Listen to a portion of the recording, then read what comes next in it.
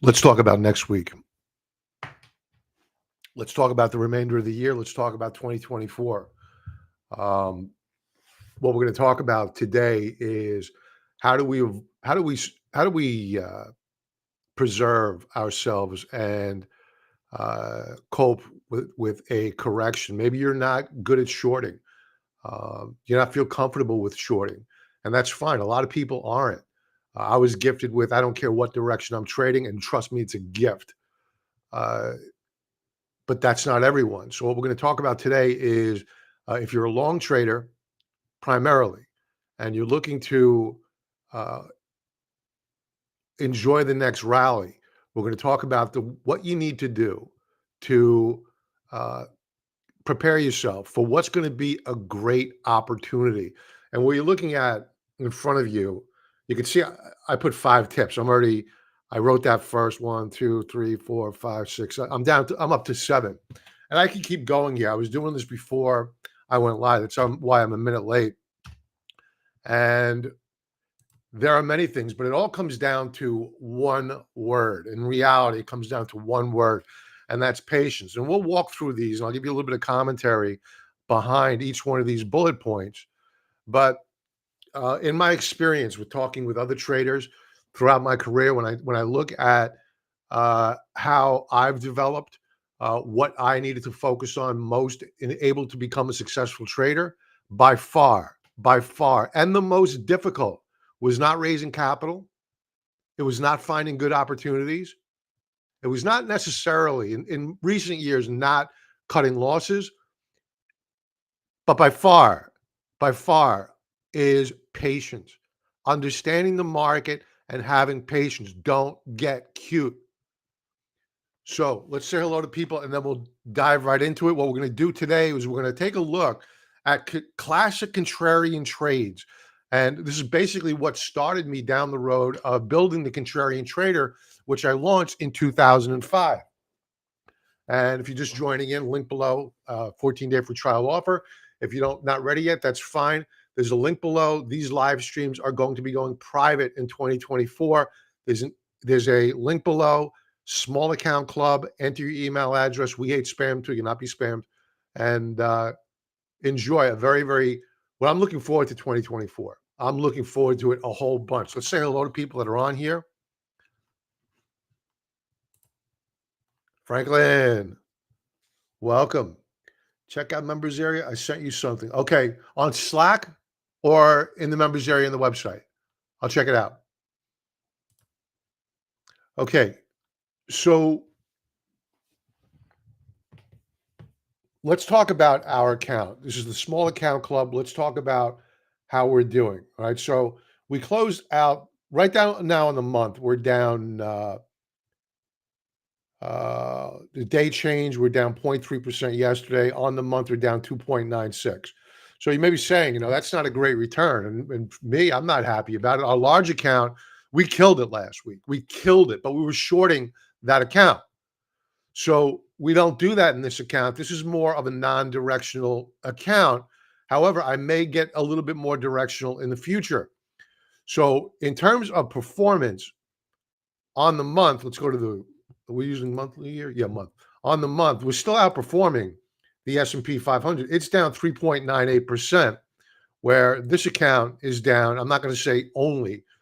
It's down 2.9%. I'm 2.96%. I'm not happy about it, but we did something about it. What wasn't working, we got rid of. We took a loss on, and that's okay. Now we're into another trade, and we're going to look to begin rebuilding the account yet again. But it's all about get rid of what doesn't work. Here.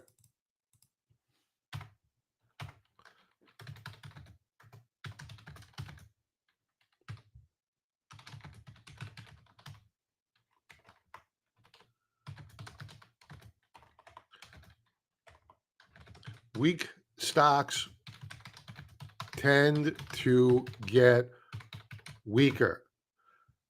There's no truer word out there than that phrase. Weak stocks tend to get weaker. Strong stocks tend to get stronger.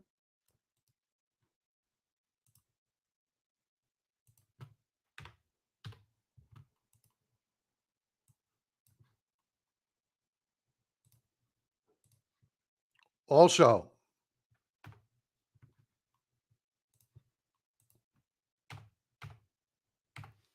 both of these have to do with liquidity. Stay off margin. Stay off of it.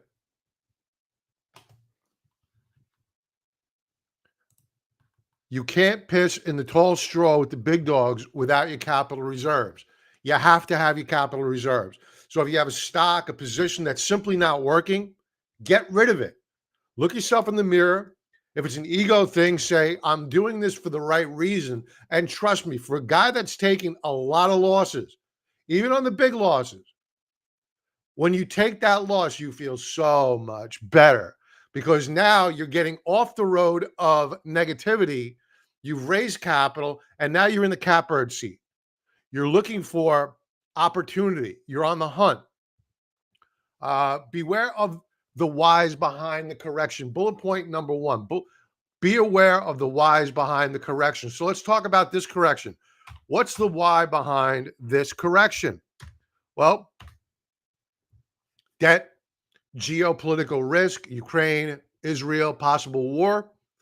Uh, I think the predominant reason is the debt that we have here, which only continues to rise, and the fact that we have a Federal Reserve that is tightening up monetary policy while you have both the Republicans and conservatives spending ridiculous amounts of money and sending our money overseas, making stocks more expensive and killing demand for products.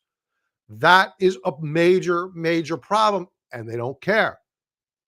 So you either need to change the people or you need to change the people. Either you get rid of the politicians or they change their behaviors. Right now, we are in a quagmire. So the stage is set for continuation move lower here going into 2024. Might we get a counter trend rally? I'm fully expecting it. I think that we're going to probably rally at some point in time in November. We're going to take that rally. We're going to enjoy that rally. Then we're moving to the sidelines. Avoid calling the bottom using daily charts. Know your levels. If you're looking at, God forbid, you're looking at intraday charts, 15-minute charts, 1-minute charts, that's not investing. That is gambling. Now, there are day traders out there I have a ton of respect for, but by and large, if you're using intraday charts to time the market, you're going to go broke. If you're using daily charts to identify the bottom of a correction, you're going to go broke. You need to take a step back and go to the 100,000 foot, 200,000 foot view. What is that? Weekly, monthly charts. You got to use them because what that does, it gives you perspective.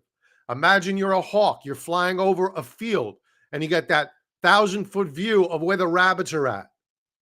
Right? You know your levels. Always know your levels. That's on here, I believe. Yeah, know your levels. You got to know where those support levels are. You got to know where your resistance levels are. In this case here, this is a monthly chart of the S&P 500, and everybody was saying, we're going to go down to 4,200. That should hold. Okay, maybe it does, maybe it doesn't, but we'll take our crayon out and we'll identify it. Oh, guess what? It didn't hold. So what the takeaway is here is that it doesn't matter where you trade intra-period. What does that mean? If you're trading a daily chart, use a daily chart. Make sure you close above or below a support level. If you're using a weekly chart, in this case, a monthly chart, make sure before you make an investment decision, one direction or the other, that you get a close above or below a support level. If we manage to rally back by the end of business this week, the last day of trading of October, and we close back above 4,200, guess what? That may be a bottom, short term anyway. And get ready for a rip your face off rally because we know that seasonality going into November is extremely strong, even better than December, which is supposed to be a Santa Claus rally. So know your seasonality as well as you proceed into each week and each month. And we'll be talking about that tomorrow night. I literally was doing this 10 minutes before.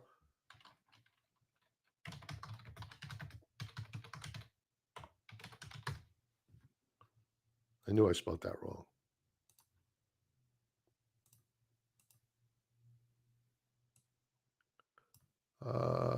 need this bullet pointed. I mean, bolded. We do want it. There we go. No, that's not what I want.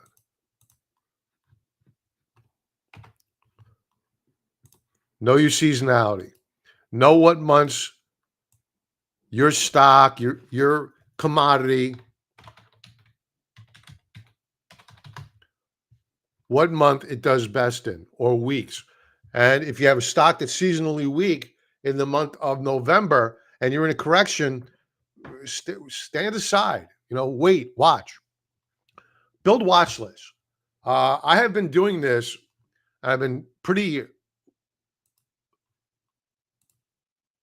adamant about sharing it whenever I get an opportunity. So here's my main watch list. And as we move into a bottom in the coming months, I want to be looking at high dividend payers. Annaly is now sporting like a 20 handle on a dividend. And plus you have upside potential. This is getting killed. It's getting annihilated. So how do you take advantage of these names that are getting beaten up and sporting crazy dividends? And you want to buy them when there's blood in the streets. Well, you want to dollar cost average it. Right? Because there's no guarantee that support level you identified in the weekly, monthly chart is going to hold. You don't want to take all your capital and deploy it in one shot because you don't know what the market has in store for you. Dollar cost average in. I dollar cost average into Bitcoin every Monday. When Bitcoin's down, that allows me to buy more Bitcoin. When Bitcoin's too expensive, I buy less Bitcoin. Dollar cost averaging. It's the most powerful tool an investor could possibly have. You don't need a guru. If you're a young person, you want to be a millionaire by the time you're 35, you can. Pay yourself first. Put 10% minimum of your capital into ideally tax-deferred funds. Or if you don't have that, fine. Pay yourself first. 10%, put it into an ETF. Dollar cost average in. By the time you're 35, you're 20 now, 35, you'll be a millionaire. You'll be a millionaire, guaranteed. It's the easiest way to get rich. Watch the VIX. Let's talk about that for a moment. And what do I mean by watch the VIX?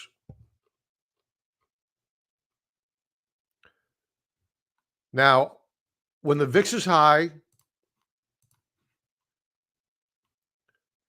you have to buy. When the VIX is low, you got to go. That's not my saying. That's an old trader's adage. So what does that mean? It means that if you've been disciplined and you last through the correction, the darkest days by far are when you have volatility that is ripping through the ceiling. Right now, we hit 2250 last week on a historic basis going back to, let's say, 1999. We're at the midpoint of the VIX range. It seems like it's high right now because the past 10 years, you've had VIX that's been extremely low, abnormally low. But there's a normalization that's happening now in terms of interest rates, in terms of volatility. You're no longer seeing the low single digits like we saw in 2007 or the low double digits. Those days are gone. Now you're getting into the teens on average, and now you're back up into the 20s. Great if you're an option writer like we are. We love high volatility. But right now, we are not at highs on the volatility. Highs on the volatility index means that you have VIX 40 or higher. We closed out the session last week at 21.27. That's nowhere near where there's enough fear in the market that you want to deploy capital.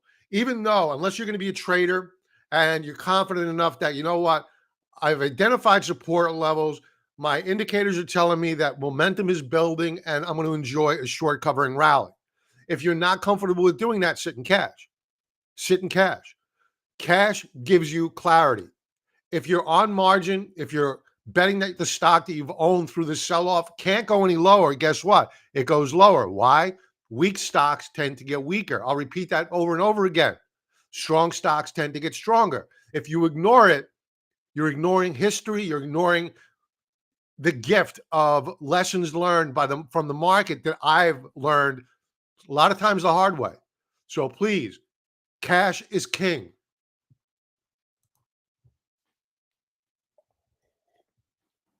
And my favorite word is liquidity. Ask my members. I love that word, liquidity. Why? It's because when you have that VIX that's very, very high, and you have right now, you have fund managers out there. I had a chart up on Thursday night. We did Thursday night stock charts live, showing that the fund managers are panicking right now. They are dumping positions right now. Right now, market down. They're dumping positions. They should have been dumping positions months ago. We haven't been that long of this market for months. Why? We saw the writing on the wall. We were looking at the yield curve telling us there's a problem coming down the pike. You don't want to be. I'm an older guy. I'm older than 32. So if you can believe that, yeah, I'm older. I'm old. I'm like Pikes Peak was a pimple old. So when you get my age, dollar cost averaging into equities isn't the best of bets. I would rather, since I'm a technician, I would rather hoard my capital and begin to aggressively build a position. Once I see volatility through the roof, everybody is sick to their stomachs. Nobody wants to touch stocks. Warren Buffett hasn't come out yet and said, I'm long the market. I want to be that guy that's in there when VIX is 50, 60, 70, 80. You don't think you can get up to 80? Guess what? We've already been there. Back in 2008, we hit 89.53. Back in 2020, 85.47. We can get back up there. So that's when you want to have your capital at the ready, and it makes you physically ill to take that capital and you begin buying into a bloodbath. But that's what I call stepping into the breach. You need to step into the breach, put your big boy pants on, and say, okay, now's the time to start deploying capital. And still, dollar cost average in, but with more frequency. And as you go lower and lower and lower, build your positions on a bigger scale. If you want to take initial nibble, bite at the apple, 10% of your cash position dedicated to equities, fine. We head down lower. Next time around, VIX is now at, say, 70. You want to add another 10, 15%. VIX above 80, now you're talking next buy 20%. Then when you get that bullish key reversal, what is that? What is that? Let's go back in history. For this, we need candlesticks. When did the market tell us that it was done going down?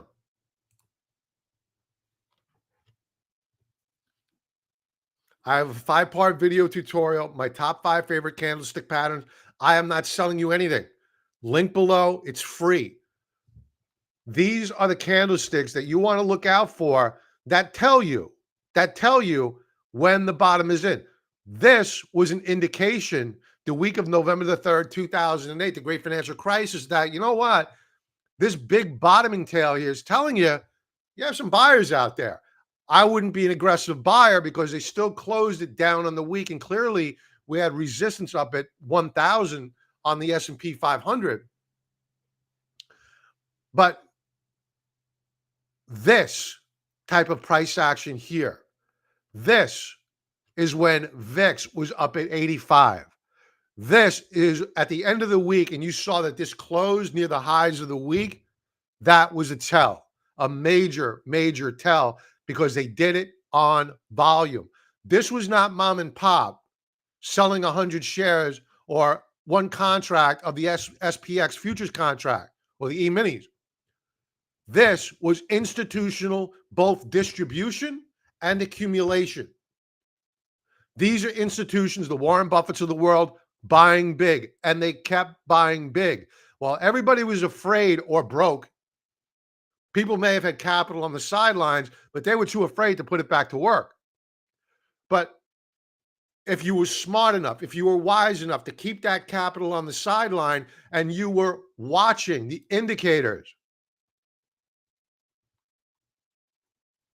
watch the VIX, have liquidity, and know your levels, and know the whys behind the correction. What was the whys behind the bottom here? The Federal Reserve was printing money hand over fist. So equities had no other choice but to go up. It was the handwriting on the wall. So that was the bottom, and most people didn't believe it was the bottom until 2-3 years later, literally. And by that time, the people that bought back here, they were already wealthy because they stepped into the breach. They took advantage of a very, very difficult situation. And it seems counterintuitive. It really, really does, that you're buying stocks when there's blood in the streets. Every talking head on CNBC is now bearish. Usually, when they should be bearish, they're bullish. They're still bullish. Tom Lee still has a 20% rally by the end of the year. We got 2 months left to go. I like Tom Lee. I'm not knocking him. Maybe he's going to be right, but I doubt it. Stop trading. Folks, the way you know that you're listening to somebody that has experience, whether you're watching somebody on YouTube, watch when they're interviewed. Watch when they're interviewed, not necessarily how they pontificate like I'm doing right now, because they may not think about this, but watch their response to their biggest challenge in trading. Besides, well, it does with patience. It deals with patience. You have you almost feel compelled to trade. You need to be in the game, and that goes back to patience. If you're experienced, you'll know that the most powerful thing you could possibly do, if you're not comfortable with shorting, is do absolutely nothing and sit with cash, because cash is king and you are liquid, making you a powerful, powerful person, because your cash is actually paying you more on capital than the stock market. Right now, cash in this market environment right now, including dividends on the S&P 500, is paying you more than the S&P 500. Why would you want to buy the S&P 500 right now? It's crazy. Unless you're going to do it for a trade.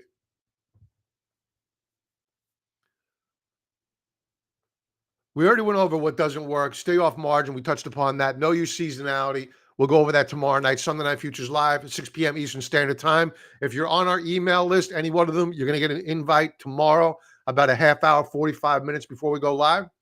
What I want to do today is I want to spend some time showing you some screeners, because as a trader, I don't mind buying when there's blood in the streets. In fact, I love it. That's how I came about the name, the Contrarian Trader.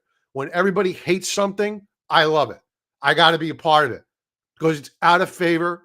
If I say to somebody, I want to buy, name out there, UPS. I spoke about this with members today.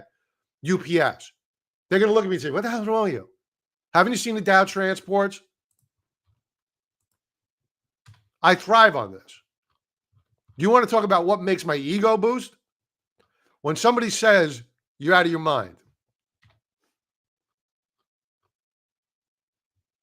When I look at this chart here, weekly chart, Dow Jones Industrial Average, yes, I see a lot of damage, but what I also see is opportunity. Opportunity. Because this level of selling on the Dow Jones Industrial Average is simply unsustainable. There will be a rally very, very soon. So the question is, what vehicle am I going to use to take advantage of the Dow Jones Industrial Average? What vehicle do I have at my disposal that gives me the edge? What gives me the best risk-reward profile? UPS. I'll show you why in a moment. And in fact, I'm going to walk into a trade with you. I'm going to show you how I analyze the trade. I'm going to show you how I find these trades. I use two, actually three screeners, one on Thinkorswim, actually two on TrendSpider, and one here on stockcharts.com. I built this myself, and I'll walk you through it. I've used this, I don't know how many years. These two here, extreme oversold, extreme overbought. So we click on extreme oversold. Basically, it's a simple formula. You can do this on your own. If you want me to share the script, I'll share the script. If you're using stockcharts.com or you want to add it into your software, you can easily do this on any platform. It doesn't take a genius. So it's a simple scan. And I'm going to sort by extreme oversold stocks.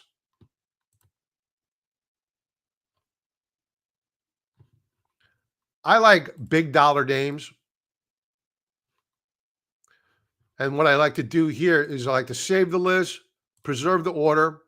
So I'm going to have this sequence by dollar price highest because those names are usually the most safest.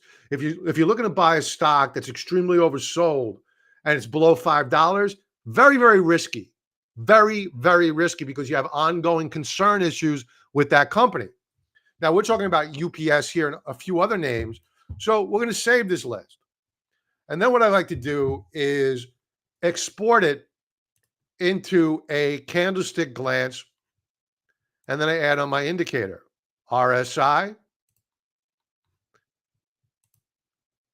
And if you get any value out of this, especially if you watch this on the replay, leave a comment, please. And again, for those folks watching it on the replay, there's a link below. We will not be doing these publicly going into 2024. Enter your email address. These are going to be private live streams. Once we get enough people, and join us, please. What did I rename it? Small Account Club. Link below. It used to be the 30-minute chart club. TZ Burton, welcome. Tommy, where the hell you been? It's been a long time, pal. Yeah, long time. Stop falling so hard already. Bloody 3-week and 3-month mostly. I think that 2024 is going to be a bloodbath. But with that comes opportunity. So we're going to add the RSI here. And you can see I have RSI down below. Now, ADP, this is a great company. So we're certainly going to want to think about trading this name. Align Technologies, a great company. Lowe's, a great company. This is not Lowe's, the store chain. It's Lowe's, the hotels chain, I believe. UPS down here.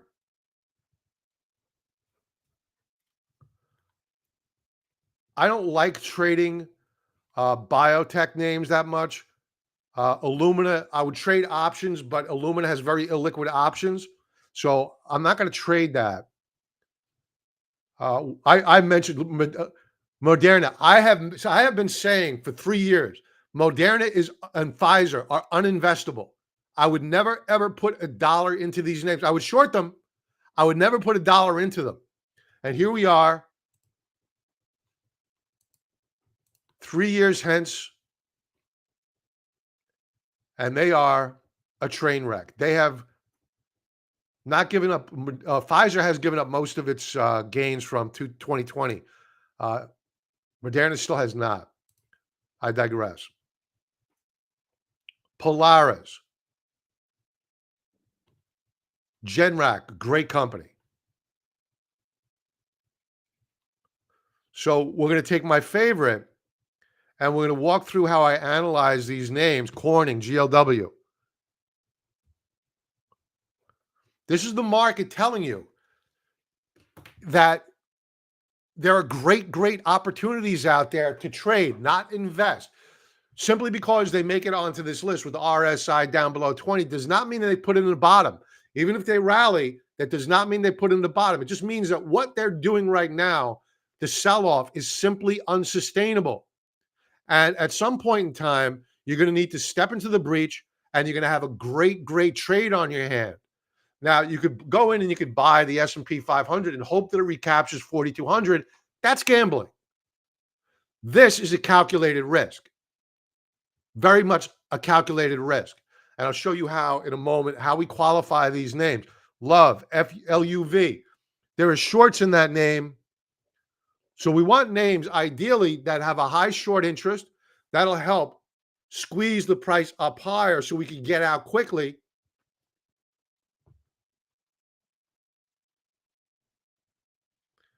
And now we're into stocks that are below 50 bucks. I'm not that interested in these names.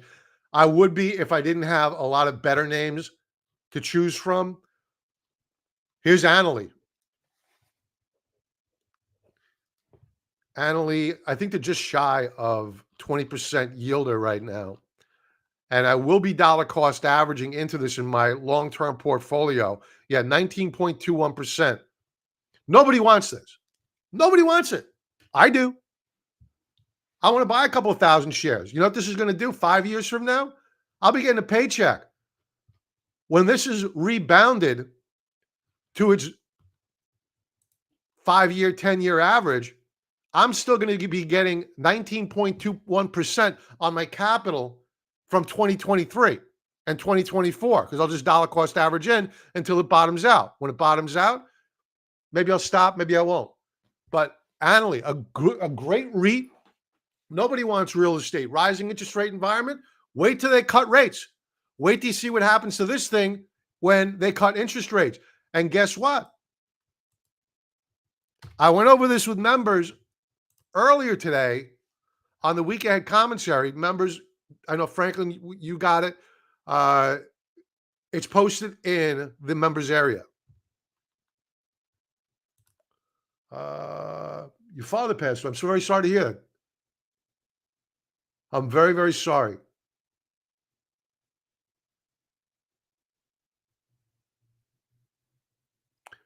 My condolences, pal. My deepest condolences to you and your family. Luckily, my dad's still alive, good health. My mom did pass, though, so I feel your pain.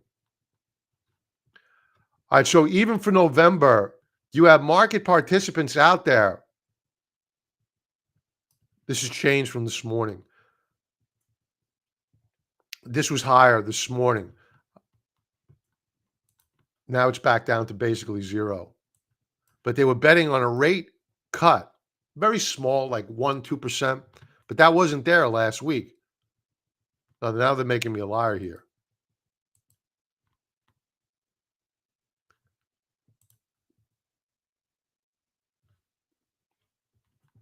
What the heck happened here?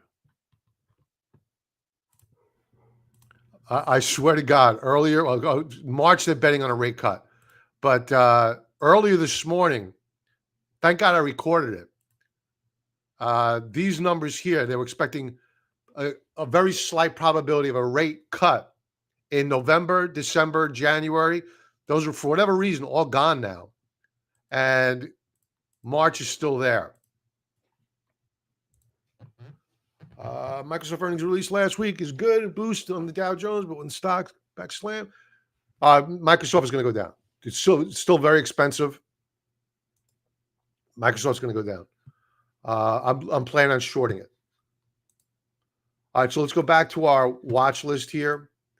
Annaly, we're going to do a dollar cost average into. That's not a trade per se. It's going to be a longer term trade. Let's go back to one that we want to. I'll let everybody decide which one they want me to analyze. I'll give you a minute. If you want anything other than UPS, if UPS is good, I'll go with UPS. But we have ADP, Align Technologies, Southwest Air, GLW, Lowe's. First one that pops in the name gets it. Even if you want me to do Annaly, I'll do it.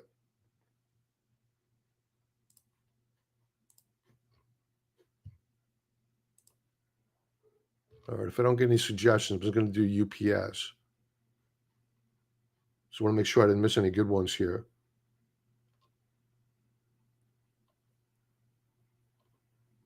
Okay. Mesa down to 60 cents, 55 cents. Wow. That's why I don't want to trade those low dollar stocks. Now, Randy, we're just doing extreme oversold stocks right now. We're not doing uh, anything other than extreme oversold stocks. What we're looking to do is in our small account and our large account, frankly, is that we're looking for a trade for the new coming week. So that's what we're looking to do. So I'm going to pick. I'm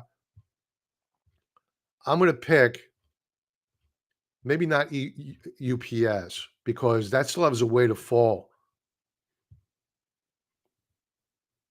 Let's go with Align Technologies.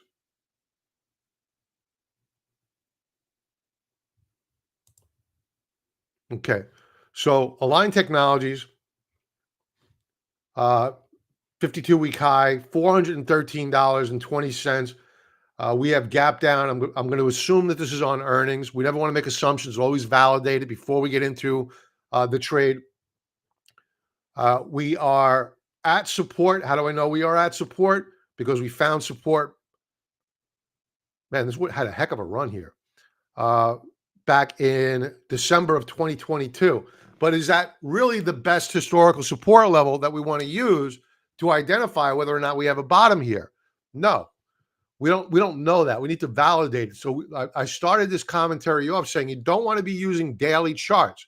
It's the last thing you want to use. You want to use weekly or monthly charts. In the case of Align, we're going to go with a monthly view. It's a stock that's been around for a long time. So it's got a lot of data. And for us not to use that data is kind of silly. So before we begin, we want to analyze where it's been and identify where it may be going. So this is clearly a stock that probably has a lot more downside to go. How do I know? Head and shoulders set up on a monthly chart, and we have broken the neckline. Now,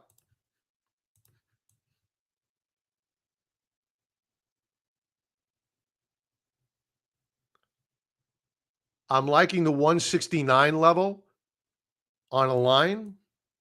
If that fails, we're coming back down to 147 and change, perhaps even lower. These are the two price targets that I'm watching right now for Align Technologies. On the month so far, we closed out the week last week right at a support level. I think we could still press lower here. So what we're looking for is an overshoot to the downside, probably down to that 169 level on Align Technologies. And what's the shot here? What's the play? Well, there's a couple of different ways of trading this.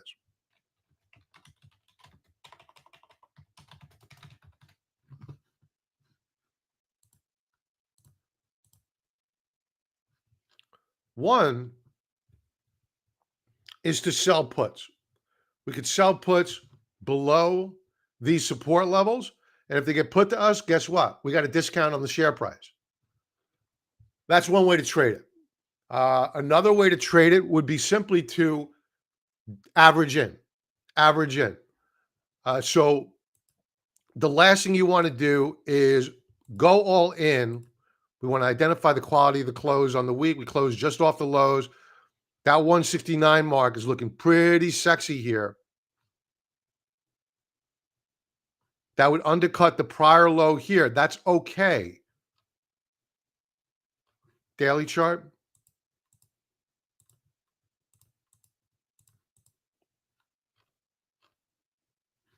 We're beginning to bottom out here, but I think that we can press lower. I think they're probably going to rally this early this week, and then they're going to roll it back over again down to that 169 handle because we're pretty oversold here. This needs a bounce, and then it's going to roll back over again. So I don't know whether or not I'll play. I may play this week for a bounce and then get out quickly. I may sell puts here. So the other thing we want to know when we do these trades, what's our short interest? Because our short interest on these trades really helps us out quite a bit. Quite a bit. A little bit of a faux pas there. This is a family-friendly show. So these are all free tools here, folks. Average daily volume 735,000. Shares short 2.39 million. That makes for about a 3-day short covering rally. That's okay. Not great. You also want to see the size of the float. And a lot of the shares that are outstanding are floated onto the market. And you also want to make sure that these shares aren't held too tight by management, which they're not. So, good fundamentals. We want to take a look at the cash on hand relative to debt. Serviceable. I'm not worried about ongoing concern issues. It's making money. It's got cash reserves. It could weather the storm. So this is one that clearly makes it onto our watch list for the new trading week. And the catalyst for a move up higher is extreme oversold. At support, we should pop. But then we roll over. Don't fall in love with these stocks because guaranteed that this stock moving forward is going to go a lot lower. How do I know? Simple. Monthly chart, head and shoulders setup. We have broken the neckline. We are going lower. Does that mean that going into November, they can't rally this back up to do a retap of the breakdown point at around 220, 225 per share? Yeah, they can. But then it rolls back over again in all probability. No guarantees, but in all probability. So that's just one example of how we plan on entering these trades moving into the new trading week in both our large account and our small account. We'll be sending out alerts to members on these trades. Yes. Thank you, brother. Yeah, please like, subscribe. You know the deal. And especially on the replay, leave a comment and I'll definitely get back to you. Randy, if you want me to go to over TLT, I'll do that for you. But you're short to 85 puts.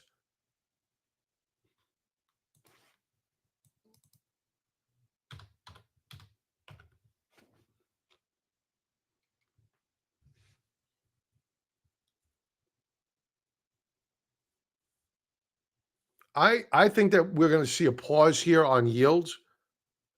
When I took a look at the 10-year yield over the weekend, it looks as though, yeah, we did pull back. We're consolidating. We're holding gains. If we break support, then your trade is going to work for you really, really well. I believe the IV percentile on TLT is still pretty elevated. So you have some potential there for IV crush.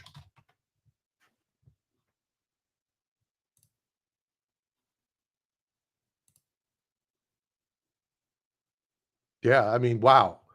This has gone up. So I need to start looking to sell some puts here as well. So TLT looks very interesting. I like your trade. I don't like the fact that you're at the money, but you probably sold them at a higher price.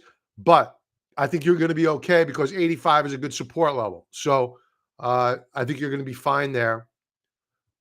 I would hold on to it. So that's that, folks. Any questions at all?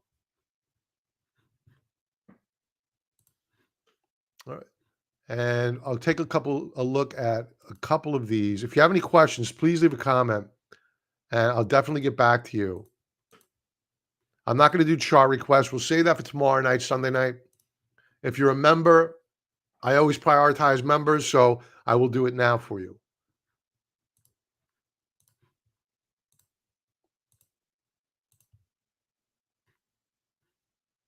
ADP.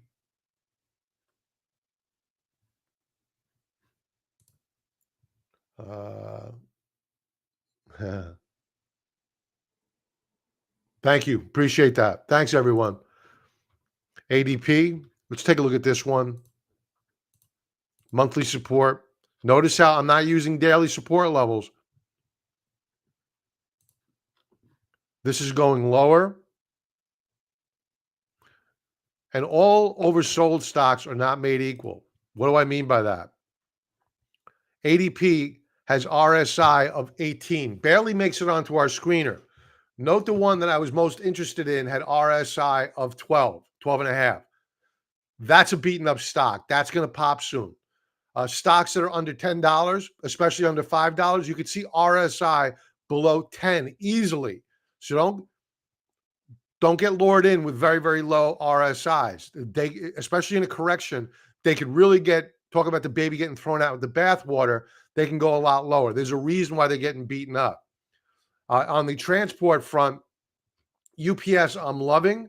The however is that on a monthly chart, there's an air pocket here. And we could head all the way back down to 113, maybe even to fill the gap here on earnings back at around 103 per share on the UPS. So I'm going to be very, very patient here with entering this trade because UPS has got a lot of damage that's to come. Another one out there that's a short, not a long,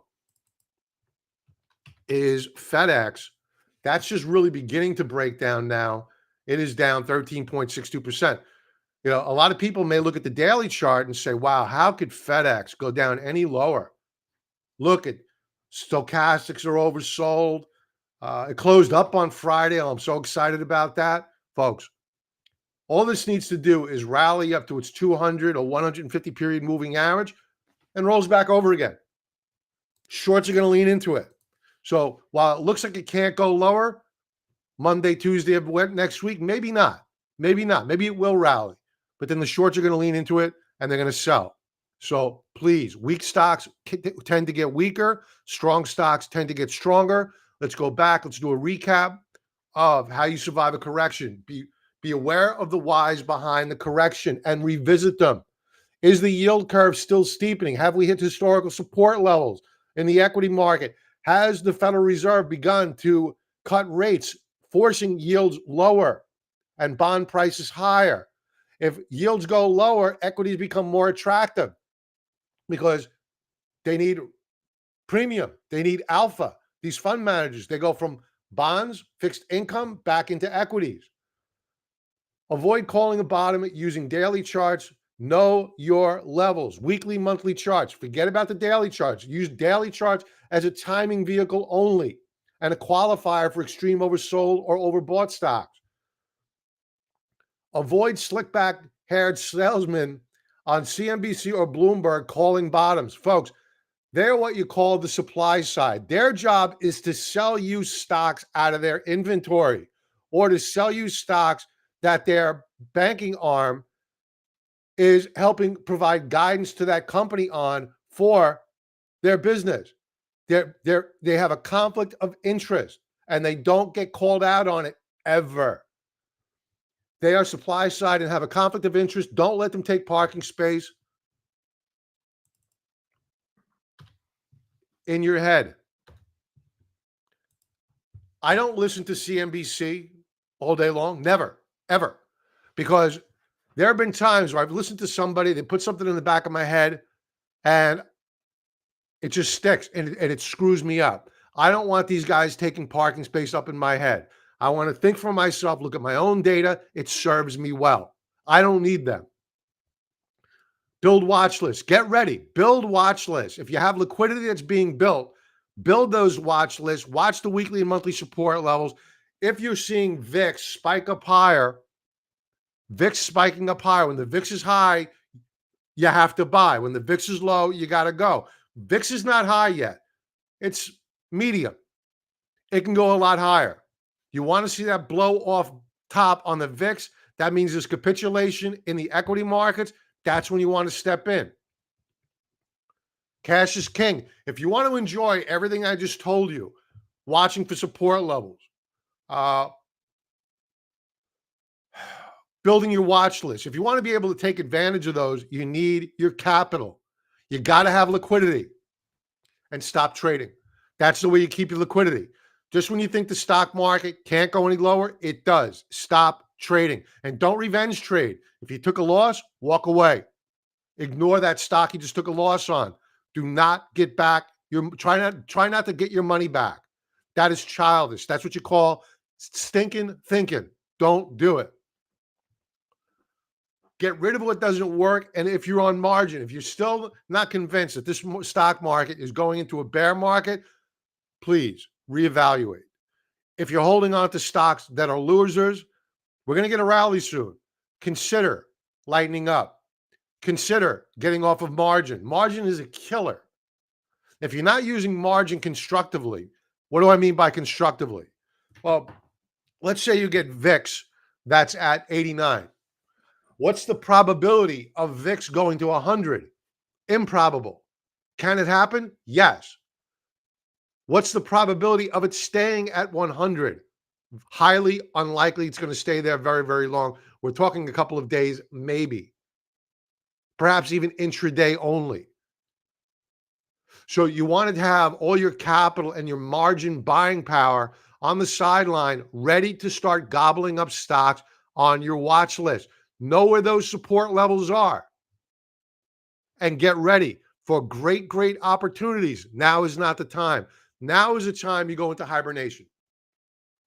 And you may be saying next week, the week after, going into November, I listened to that guy, the contrarian dude, and he said, going back in October, he's saying we're going into a bear market. And look at this. We had a great Santa Claus rally. Yeah, I'm saying that we could probably get one. I'm looking at the small caps right now. I'm telling you, I'm looking for buying opportunities in UPS, Align Technology, Southwest Air, Corning, ADP, Annaly. I want to buy those stocks short term. I want to enjoy the rally up higher, but then I want to get out and I want to short the market. Tommy, I'm sure they will pump it up soon on the stock. Now, big money on gold. We began buying gold, electronic gold. I've already owned physical gold for a while. We began buying call contracts on GLD going out over a year. I'm a big bull right now on gold. Not as much on the gold stocks, but I'm getting there. So with that, folks, I think I covered everything. Know your seasonality. We're going to go over seasonality tomorrow night, Sunday night stock charts live. Don't forget, if you're not on our watch list, on our watch list, if you're not on our list to get the emails, to get the invites to these private live streams, which they will be going into 2024, enter your email address, link below on the small account club, and get ready for 2024. It's going to be awesome. With that, folks, everybody enjoy the remainder of your weekend and have a profitable trading week. I'll talk to you soon. Hopefully, I'll see you tomorrow night, Sunday Night Futures Live. See you there. Be well.